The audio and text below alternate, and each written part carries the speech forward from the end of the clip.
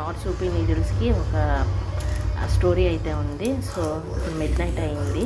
So mid night అయితే mid night కాదు, 10:30 అలా అయిందనమాట. ఎప్పుడు ఫాస్టింగ్ చేద్దామన్నా, అంటే ఫాస్టింగ్ అంటే ఐ మీన్ డైట్ మెయింటైన్ చేద్దామన్నా, సో నాకైతే సో ఖచ్చితంగా ఇలా తినేసిన తర్వాత టైం మేలుకుంటే ఆకలి అనేది వేస్తుంది అనమాట. సో అప్పుడు నేను ఏం చేస్తానంటే ఇలా సూపీ నూడిల్స్ ఏదో ఒకటి చేసుకుందామని అనుకుంటున్నాను.